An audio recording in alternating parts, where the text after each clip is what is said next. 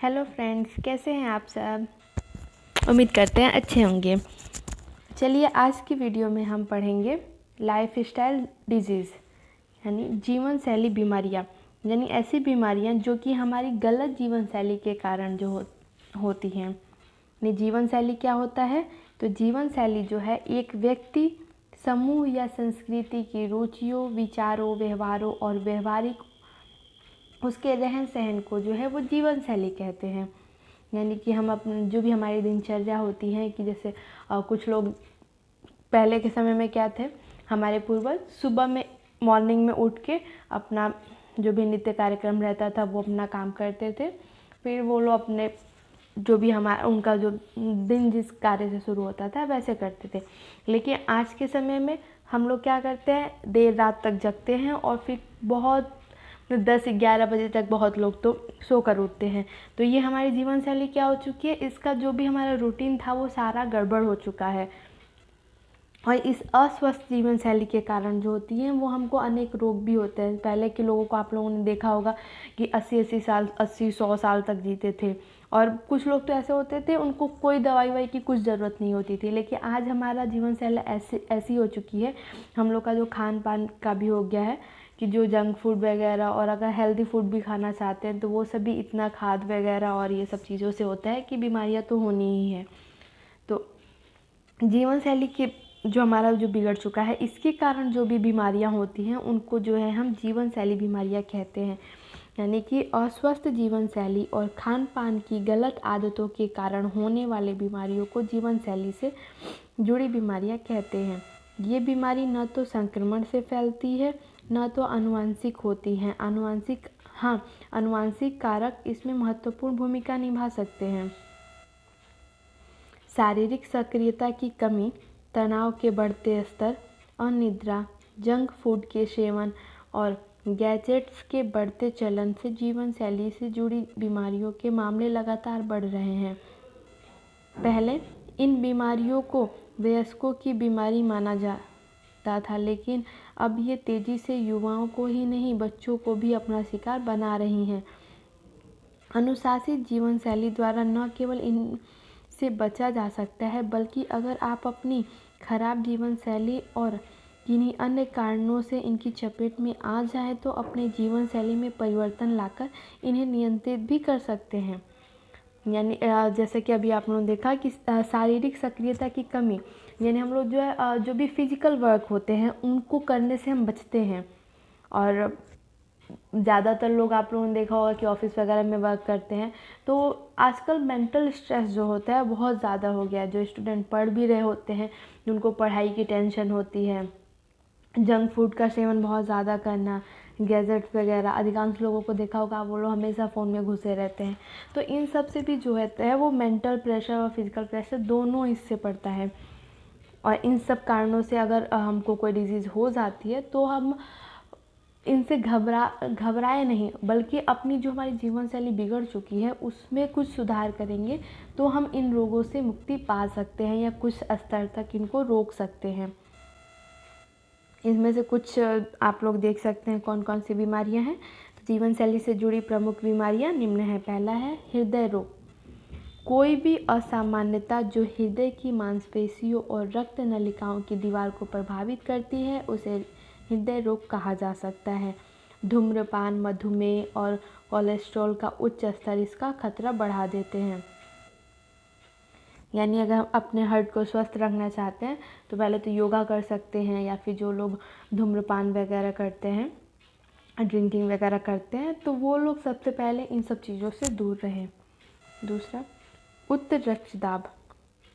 Hypertension और high blood pressure में धमनियों में रक्तदाब बढ़ जाता है, जिससे हृदय को रक्त धमनियों में रक्त के संचरण के लिए सामान्य से अधिक परिश्रम करना पड़ता है। हृदय जितना ज़्यादा रक्त पंप करेगा और धमनियाँ जितनी सक्रिय होंगी, ब्लड प्रेशर उतना ही ज़्यादा होगा।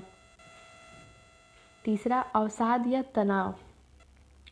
तेज रफ्तार जिंदगी में हर कोई काम, सफलता, पैसे और पद के पीछे भाग रहा है। संबंधों में भी अब पहले जैसी मधुरता नहीं रहती है।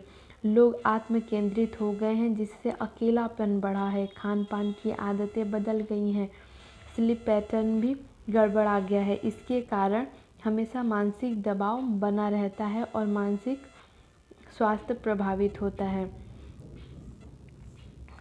इस टॉपिक से तो आप लोग अच्छे से परिचित होंगे कि आजकल जो है इतनी भाग दौड़ वाली ज़िंदगी है कि सब लोग जो है बस पैसा पैसा पैसा, पैसे के चक्कर में इतना व्यस्त हो जाते हैं कि वो लोग अपने परिवार को भूल जाते हैं, कि उन लोग के पास इतना समय नहीं होता है कि पूरी फैमिली एक साथ बैठ के भोजन भी कर सके।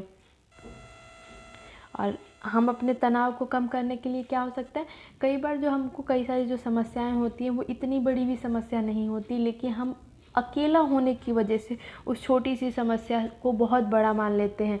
और कई बार उन सब चीज़ों को जो है अपने फ्रेंड या फैमिली से जो है डिस्कस करने पर जो है हमको काफ़ी अच्छा फील होता है और उसका समाधान भी हमको मिल जाता है। चौथा है कैंसर।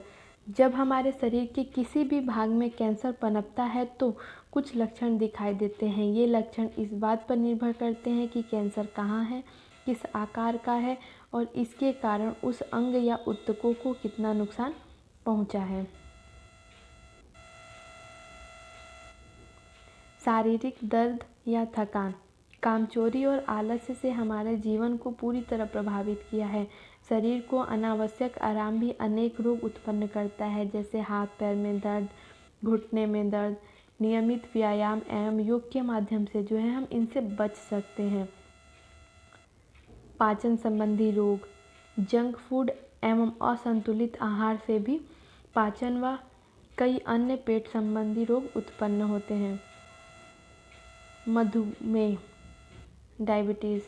डायबिटीज़ तब होती है जब अंगनाशय पर्याप्त मात्रा में इंसुलिन नहीं बना पाता या जब शरीर प्रभावकारी तरीके से अपने द्वारा स्रावित इंसुलिन का उपयोग नहीं कर पाता। इंसुलिन एक हार्मोन है जो रक्त की शर्करा को नियंत्रित कर रखता है। अनियंत्रित डायबिटीज़ के कारण रक्त में शर्करा का स्तर काफ़ी बढ़ जाता है। इसे हाइपर ग्लाइसेमिया कहते हैं। शुरुआती लक्षण निम्न हैं। उनको प्यास अधिक लगना, बार बार पेशाब आना, तेज़ी से वजन घटना या बढ़ना, खाने के बाद भी भूख लगना, थकान महसूस करना। मधुमेह की सबसे गंभीर बात यह है कि यह बीमारी नहीं बल्कि मेटाबॉलिक सिस्टम है जो कई बीमारियों का घर है। इससे शरीर का हर अंग प्रभावित होता है। अगर समय रहते इसका पता नहीं चल पाए तो इसे नियंत्रित नहीं किए जाए तो किडनी फेल होने, ब्रेन स्ट्रोक, रेटिनापैथी, हार्ट अटैक का खतरा कई गुना बढ़ जाता है। रोकथाम के उपाय। खान पान को नियंत्रित कर नियमित रूप से व्यायाम और उचित दवाओं के सेवन से नियंत्रित किया जा सकता है। रोजाना नियमित रूप पर खाना खाएं। दिन में 3 बार मेगा मील खाने की बजाय 6 बार मिनी मील खाएं। इससे रक्त में शुगर के स्तर में अत्यधिक उतार चढ़ाव नहीं होगा। शुगर रहित आहार खाएं एवं उचित परहेज करें। Thank you.